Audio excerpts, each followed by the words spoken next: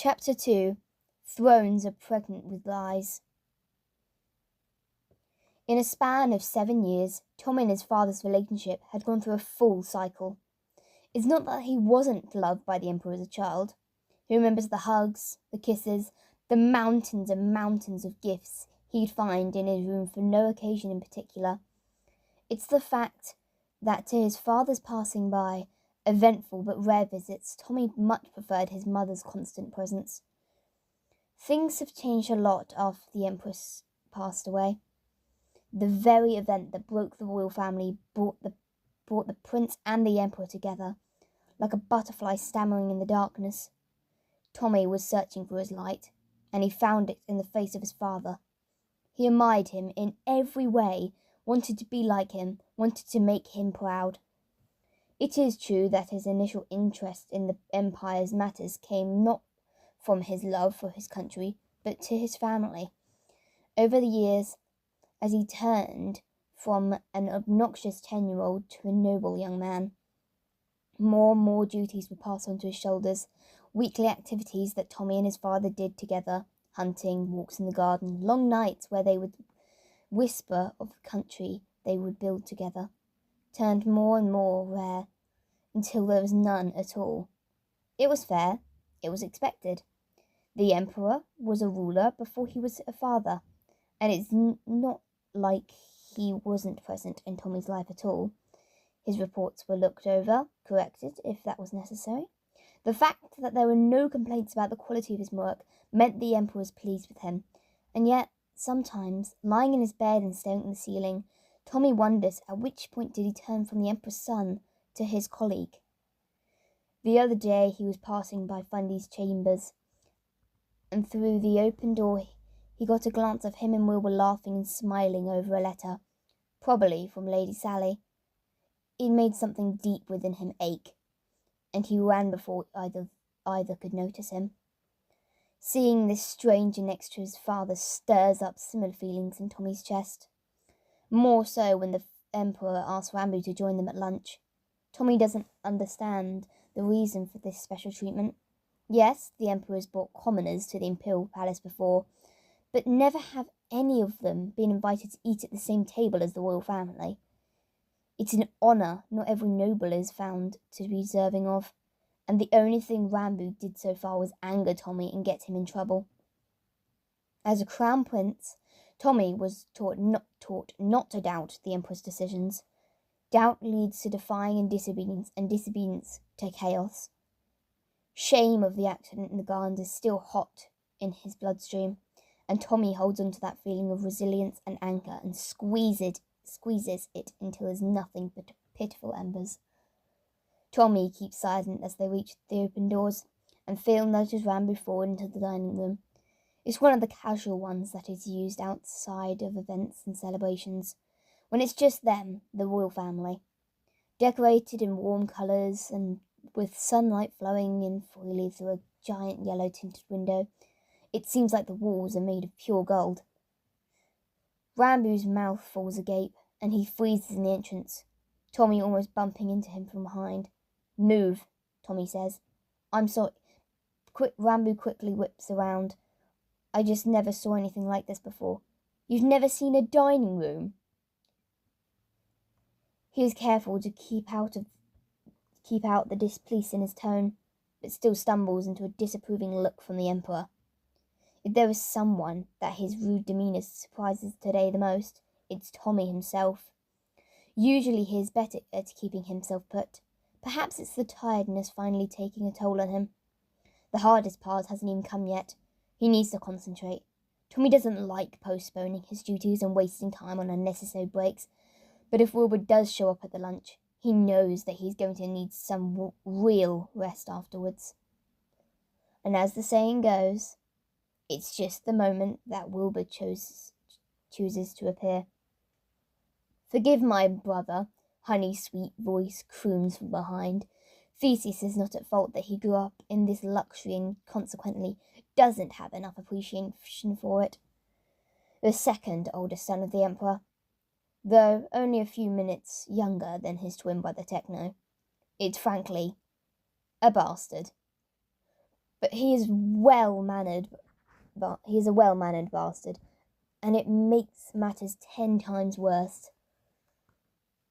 Like a fae from the tales they used to listen as children, he rarely lies, but twists the truth to serve his own purposes. And his current purpose is mostly to make Tommy slip. And every step of the path the Crown Prince walks, Wilbur is there to throw him off. At this point, the mere sight of unreadable dark eyes makes him tense. Tommy can't even talk back to him. It's not because Wilbur is older. Age means very little in this empire, and Prince Theseus is living proof of it.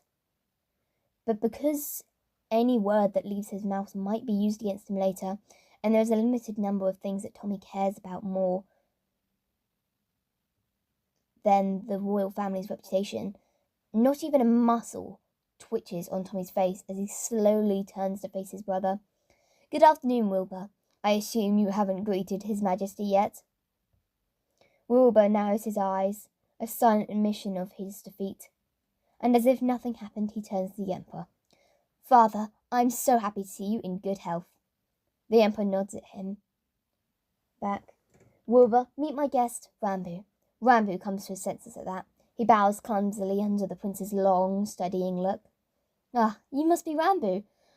Wilbur places a hand on the boy's shoulder and leads him back into a standing position. "No need for such formalities. My father's friend is my friend." "Thank you, but how do you know my name?" The whole palace is buzzing with gossip about a visitor with differently coloured eyes. I must admit, that's quite an unusual sight to see.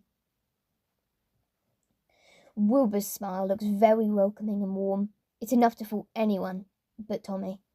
He still remembers what his brother's actual smile looks like, and it used to be so much more than a curtain to hide the calculated look in his eyes. One of a predator thinking of the best way to tear someone apart. At times like this, he wishes he could take a peek into Wilbur's thoughts and see the world in his eyes. With every person's weak points laid out before him, just squeeze hard enough and they will break. "Is Fundy going to join us today?" he asked, breaking the exchange of pleasantries and turning everyone's attention to himself. Wilbur tilted his head. "I believe he is still attending his lessons." "I see no reason why we are still not starting our meal then." Finally, with the Emperor's approval, they start to settle around the table. Tommy usually finds himself too busy for a proper lunch like this, and much more than often not, Tubbo orders the servants to bring a simple meal to his chambers or the garden arbour. When the royal family schedules do align with each other, Wilbur sits to the Emperor's right and Tommy on the opposite end of the table, the left seat. Where Techno is supposed to be is always left empty. Tommy never asked if he could occupy it out of respect for his older brother, but it's not like the Emperor ever asked if he wanted to. So he almost chokes on air when he holds out for Rambu. "What's the matter, Theseus?" Wilbur says mockingly. Tommy recollects himself. The Emperor is just being polite and kind, like a true ruler is supposed to be. "Just thought of something," the Crown Prince replies, averting his gaze. One of the servants holds out a chair for him, so he sits down and absently reaches for a glass full of water. "Is Techno going to return to the capital for the summer solstice celebrations?" "Indeed," the Emperor replies. "Speaking of which, how are the invitations to the foreign guests going?" Crown Prince Dream of SMP and Queen Nikitu of Dry Waters have confirmed their attendance, and I'm yet to send out the letters to the Dukes of the Badlands. The Emperor clearly doesn't see anything wrong in the fact that they are discussing state matters in front of a stranger. Tommy picks up the casual conversation, and while his tone is steady, his mind races back and forth and resists the urge to tap his foot against the floor. Rambu struggles with utensils, keeps him distracted. It's irritating, more than anything, with all the extra sounds and movements that he does around the table. Clang! A glass falls onto the floor.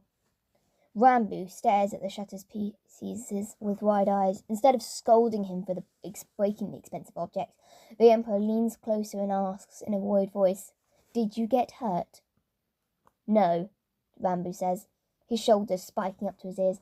I'm sorry, I don't think I should be here.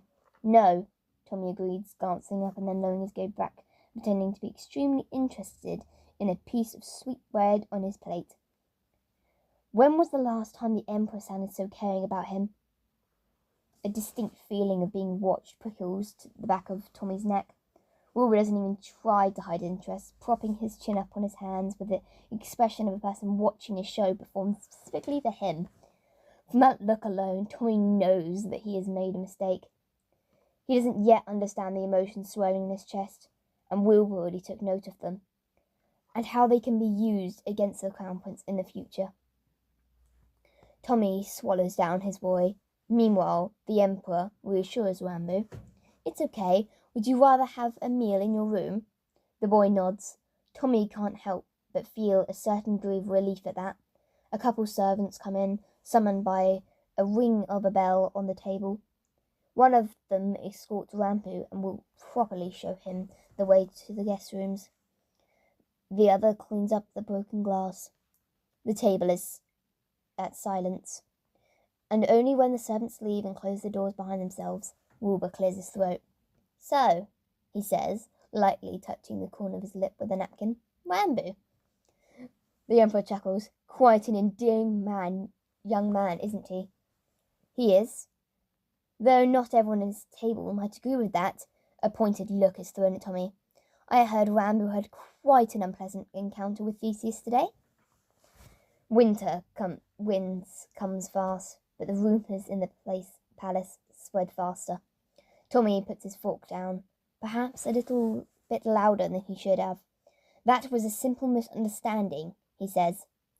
It was that, though from now I expect you to be more considerate with him, the Emperor hums. Tommy's heart sinks in his stomach. From now on? Rambo has some memory issues. When one of my guards found him in the forest near the borders, he couldn't remember anything except his name. I offered to let him stay at the palace for as long as it takes to find his family. Oh, is all Tommy manages to say. I see. I understand that this is an unusual situation, the Emperor adds, but you shouldn't look down upon Rambo just because he's not from a noble family. Perhaps getting to know him better will be a good experience for you as a crown prince. Tommy couldn't believe his ears. Pardon me, Your Majesty? If I'm interpreting your words wrong, but do you want me to befriend Rambo? Do you deem that above yourself? The prince's gaze, previously trailing down to his own hands, snaps back up. The frown on the Emperor's face couldn't mean anything good, even if his tone was more thoughtful and questioning rather than angry. Father, I don't think that Theseus' hesitation is related to arrogance, Wilbur cuts in. The Emperor raised an eyebrow. Is that so? Tommy clears his throat. I'm not quite sure. I'll be having enough time for our guest now that I'm busy with the summer solstice preparations. Momentarily,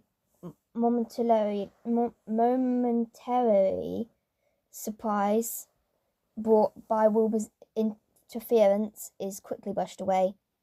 Tommy uses this opportunity even though he knows that his brother didn't bail him out of the kindness of his heart. For a moment, their eyes meet. Tommy sees his own stern expression reflected in the black pupils. It feels like his entire soul is exposed to this knowing, deep gaze. Wilbur smiles. Whatever he was looking for, he had found it. I just got a brilliant idea, he says. How about we transfer Rambo into one of the guest rooms in the eastern wing? Tommy closes his eyes and inhales slowly. If Rambo will live in the eastern wing, Tommy will. No matter how hard he try to avoid it, see him at least a few times a day. Not to mention that all the nobles will not be happy once they learn of Rambo's origin. The current members of the royal family might not be so arrogant, but some of these dukes and duchesses will take it as offence if they be forced to socialise with a commoner. It's a very small favour to ask for, and I'm sure Theseus would do anything to please you, Wilbur adds. But of course, it's up for him to decide. No, it's not, Tommy wants to say, not when Wilbur words it like that and practically shoves the only possible solution in his face. Once Tommy opens his eyes, there is no trace of any emotion in them, only collected and prudent ice. It would be my pleasure, he says. Later, when the meal finishes, the Emperor dismisses them both. What was that about? Tommy asks, as he and Wilbur are behind the door and out of range of their father's hearing. I could ask you the same thing, Wilbur laughs. Ranbu hasn't been here for even one full day and you're already jealous? The burning feeling in Tommy's chest echoes, and if responding to its name, he swallows it down and his nails dig into the palms behind his back. You're being unreasonable, Wilbur, he replies, blinking too slowly for it to be relaxed. We'll see about that, his brother hums. For the first time in a long while, Tommy wants to argue with him, but as if on cue, the servants appear.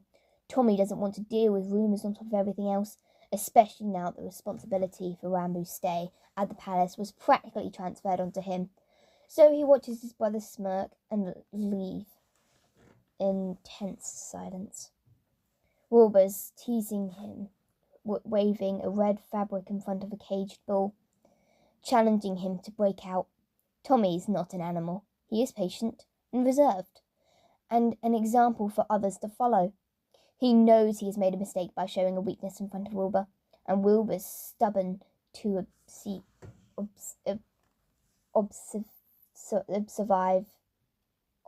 obsessive degree. He's not going to stop until he finds a way to break him through it. It's fine. Tommy has been in far worse situations in less than ideal circumstances. His brother-provoking behaviour is nothing in relation to some things that he has been working through. Tommy can shield himself away, like he always does, behind steady steel rules, and whatever Wilbur is planning, it's not going to work. Right?